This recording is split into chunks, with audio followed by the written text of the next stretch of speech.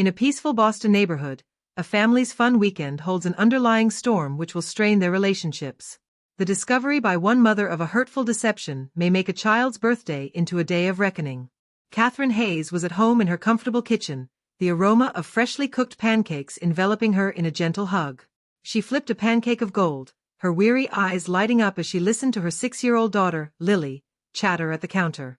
Boston Children's Hospital nurse Catherine put her all into her young patients, her warm smile gaining their trust after long, arduous shifts.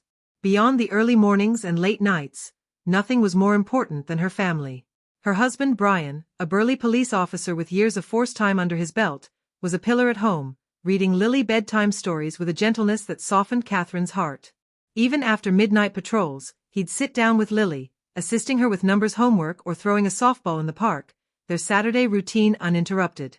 To Catherine, Brian was her rock, a man she could confide in every anxiety and joy. Lily, their precocious sparkplug, possessed her mother's warmth and her father's sense of justice, and was well liked at school for being a good friend to stand up for. Recently, she'd taken up piano lessons, practicing each day with an intensity that left Catherine agog, her small fingers tapping out tunes on the keys to play for her mother and father. Watching Lily develop showed Catherine new things about love each day. Laura, Catherine's sister, was a master in the kitchen, her do-it-yourself cakes and cookies the hit of every family get-together. The sisters were close, texting on a daily basis and relying on one another for counsel, their relationship a lifeline amidst life's turbulence. Stephen, Laura's husband, was a kind, sincere man who loved her, his commitment evident in every look. Their children, 9-year-old Ethan and 6-year-old Ava, whose birthday was today, were like brothers and sisters to Lily. Stephen spoiled them rotten, organizing weekend hikes or backyard barbecues where the children ran free. The two households were almost one, spending almost every weekend together, switching between Catherine's warm ranch-style home and Laura's light-filled colonial house.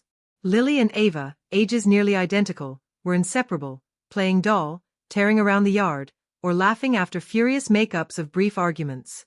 For Catherine, these were moments of gold, washing away the tension of hospital shifts. For Brian, they were a sanctuary from the perils of his work, a place to breathe. On this Saturday morning, the kitchen was warm and cozy as Catherine served pancakes with syrup dripping in sweet puddles. Lily, wearing unicorn pajamas, swung her legs and related Brian about the latest dream. "Daddy, I was a superhero soaring over a huge castle, and I rescued a lost puppy."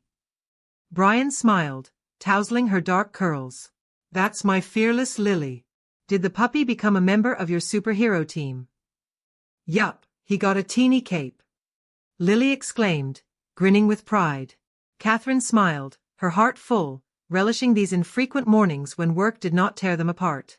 Weekdays blurred into one another, Brian's night shifts and her hospital shifts left little time for family breakfasts, so weekends were sacred.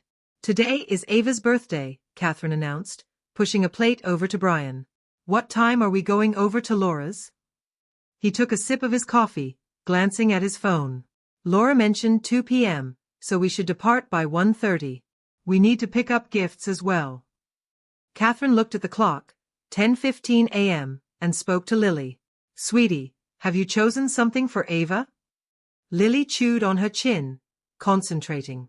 Ava loves her dollhouse, so perhaps a new doll? But last week at the bookstore, she just wouldn't stop looking at this animal storybook. She said it was magical. "Why not both?" Brian countered, his eyes sparkling. Lily's face brightened. "Really? That's perfect." She bounced up and down in her seat, almost spilling her juice. They headed to the crowded mall outside of Boston after breakfast. The parking lot was filled with weekend shoppers, holiday lights twinkling against the gray winter sky. In the toy store, Lily walked up and down aisles, her brow furrowed in thought. She hesitated between one dressed in a sparkly purple gown and one with braided brown locks like Ava's. "This one," she finally chose, holding up the brown-haired one. "It looks like her." At the bookstore, they discovered the book Ava had cherished, The Enchanted Forest Friends, its pages filled with vibrant illustrations of animals working together to defend their home. Catherine flipped through it, smiling at the message of courage and friendship in the story. "Ava's going to adore this," she said, tucking it under her arm. While the gifts were wrapped, Brian grabbed coffees from a nearby cafe, and they sat on a bench, watching families bustle by. Lily swung her legs, dreaming aloud. I bet Ava's cake will be huge with tons of frosting. Catherine nodded, picturing Laura's legendary baking. Last year, Laura had crafted a strawberry cake with intricate buttercream flowers for Ava's 5th birthday, a masterpiece that left everyone in awe. She'll outdo herself, I'm sure, Catherine said, sipping her latte. Back home, Catherine chose a bottle of Pinot Grigio as a gift for Laura, while Brian checked the car's tires for the drive. Upstairs, Lily practiced singing Happy Birthday in her room, her sweet voice floating through the house. Catherine smiled, her heart full at the sound, a reminder of all the reasons she made it through every difficult shift. By 1 p.m., they were prepared, piling into the car for the 20-minute ride to Laura's house. Lily rode in the back, holding the gift bag, her eyes fixed on the passing landscape. Look, Daddy, there's the park where we had that picnic, she exclaimed, nodding toward a snow-covered field. Brian grinned over the back of the car. Yep, you and Ethan were Frisbee champions that day. Catherine spoke to Lily, softly. This summer, how about we organize a big camping trip with Aunt Laura's family?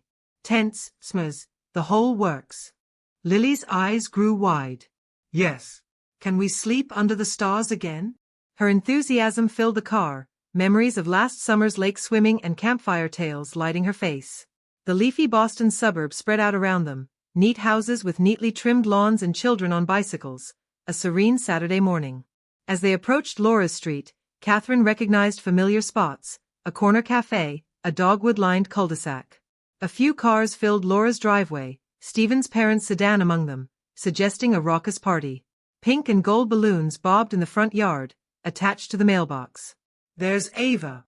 Lily cried, seeing her cousin playing by the porch. Brian carefully parked, the laughter of children leaking from the yard. Catherine took the wine and gift bag, her family emerging into the cold air. Ava, beaming in a glittery pink dress, waved wildly, birthday girl shining with happiness. Tommy, her big brother, kicked around a soccer ball with other children. The moment Lily's feet touched the ground, she dashed over to Ava, the gift bag flapping. Happy birthday, Ava, she yelled, her own voice ringing with excitement, eager to mark her cousin's special day. Lily, you're here! Ava shrieked, her pink party dress swirling as she embraced her cousin tightly in the party yard. Laura appeared from the front door, her flower-dusted apron and her hair slightly disheveled, a smile on her face as if despite all the craziness of getting ready for the party. Catherine, Brian, so glad you're here, she said, dusting her hands. Almost done, just putting on the finishing touches. Catherine passed over the bottle of Pinot Grigio, her nurse's reflexes taking over. Want some help in the kitchen? Laura dismissed her, eyes twinkling with pride. Getting close. Stephen's out and back warming up the grill. Brian, can you go give him a hand? Brian nodded, going out to the backyard where Stephen was coaxed flames from the barbecue, the two men sharing a warm wave. The backyard was alive with activity as children ran about, their giggles combined with the barbecue aroma of sizzling burgers. In her colonial house, Laura's interior was a rainbow of color, pink and gold streamers, a sign reading, Happy 6th Birthday, Ava, hung across the living room. The dinner table shone with plates set out in careful order, evidence of Laura's attention to detail. Catherine couldn't help but be impressed, her heart touched by the work. Laura, this is lovely, Ava must be ecstatic. Laura smiled, pushing a lock of hair back from her face. Stayed up till after midnight putting it all together, but watching her grin makes it all worth the time. The afternoon passed like one of those perfect family moments. Stephen's parents came, their welcome adding to the hubbub as grown-ups drank beverages and children ran around. When the burgers and hot dogs were ready, everyone gathered around the table, Ava glowing at the center, her birthday crown slightly askew. After lunch, it was gift time, and Ava tore into each present with delight. Her eyes lit up at Lily's gifts, the brown-haired doll and the Enchanted Forest Friends book. It's got my hair, Ava gasped, hugging the doll. And I'm reading this book tonight with Mommy. Catherine caught Laura's appreciative look, the sisters sharing an unspoken moment of happiness. The cake followed, Laura's work of art, a towering rainbow sponge cake with 7 brightly colored layers, topped with 6 dancing candles. The room exploded in Happy Birthday, Ava's face reddening as she shut her eyes, wished, and blew out the candles in one breath. Did you wish for something? Ethan asked, leaning in. Ava laughed, shaking her head. It's a secret, or it won't come true. As they cut into the cake, the sweet vanilla smell wafting through the air, the adults exchanged stories. Catherine told a humorous one about the hospital involving a child who demanded that his teddy bear get a checkup. Brian spoke of a community safety fair he had put together.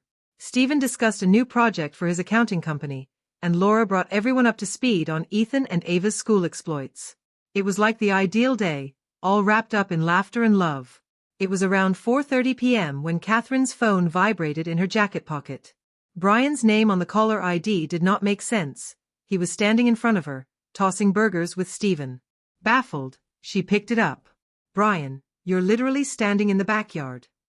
His low, pressured tone sounded nothing like his calm self. "Kate, where are you at right now?"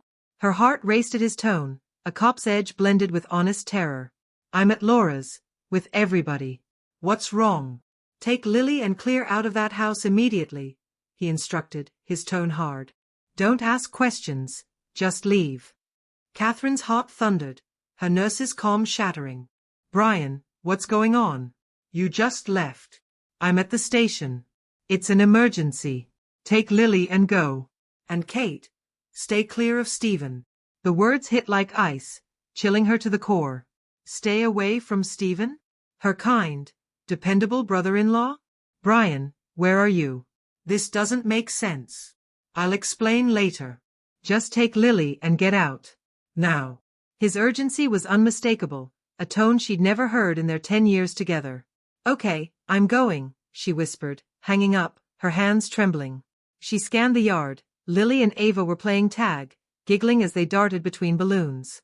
The grown-ups talked, oblivious, glasses clinking.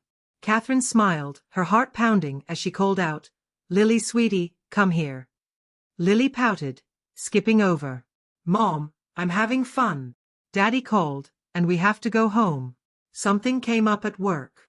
Laura appeared, her brow furrowed. "Okay, Kate?" Catherine paused, Brian's warning, to stay away from Stephen, still ringing in her ears. Stephen stood mere feet away, laughing with his dad, appearing harmless. "Work emergency," Catherine lied, her voice strained. "Sorry, it's been such a great party." Laura hugged her. "No worries, we'll do this again soon." Lily's shoulders slumped, but she sensed her mother's tension and followed quietly. Catherine grabbed her purse and the gift bag, her fingers shaking as she took Lily's hand.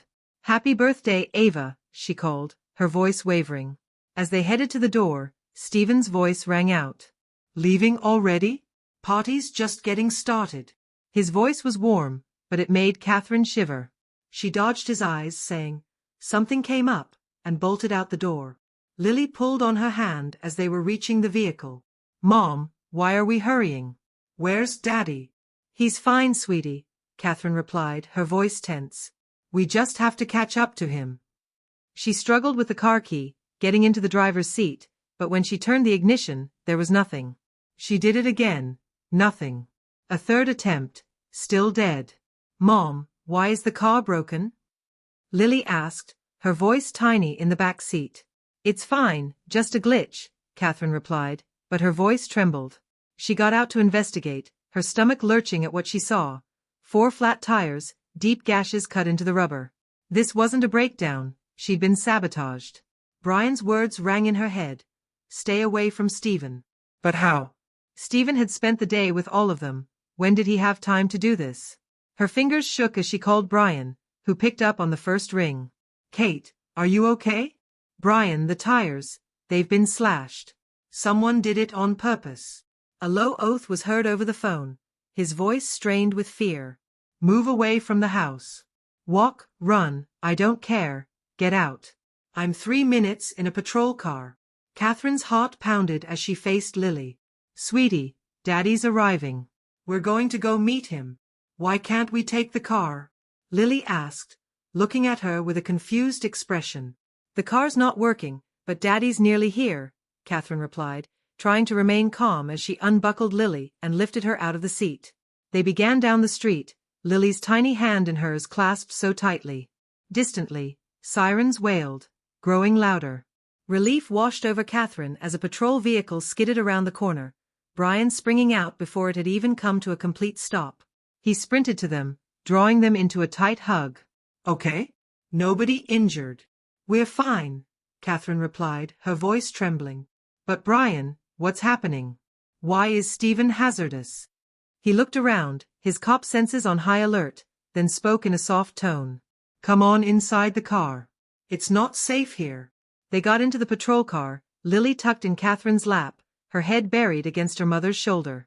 Brian's jaw clenched as he began to explain. Today I was running the station's database. Stephen's name popped up.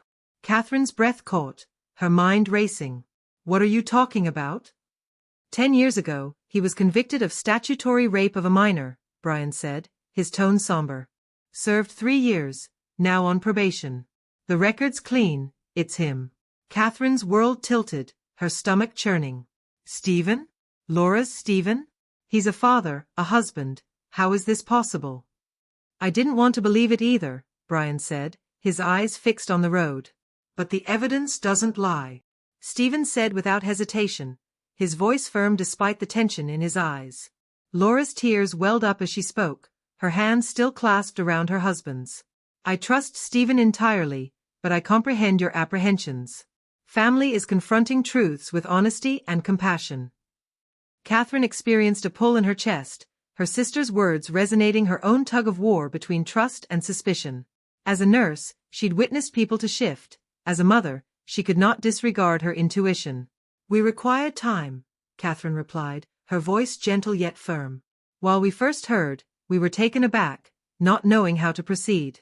The last 3 weeks, I've struggled with it. Family is not flawless, but it's about facing adversity together. Stephen's eyes welled up, his voice heavy with appreciation. Thanks for offering me an opportunity. Brian nodded, his cop's realism bringing the moment back down to earth. We'll rebuild incrementally, brief visits, controlled environments, step by step, until everyone feels secure.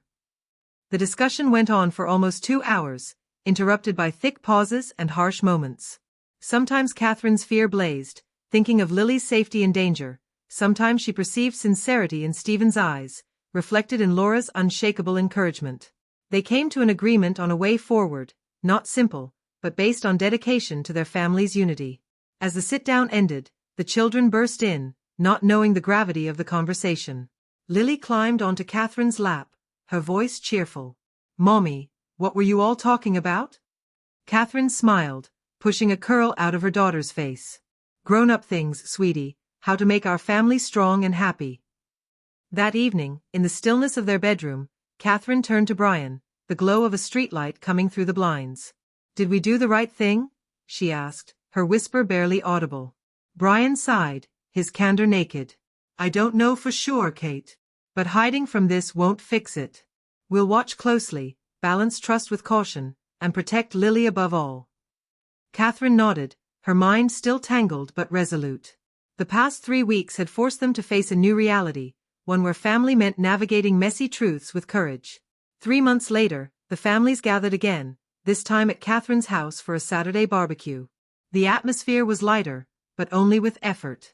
Stephen complied with the guidelines, no time alone with Lily, constant counseling reports made known to Brian and Catherine, and openness at once with any issues. Laura's fortitude kept them going, her affection spanning the gap as they re-established trust. The children, unaware of the undertow, zoomed around the backyard, Lily and Ava laughing as they chased Ethan with water balloons.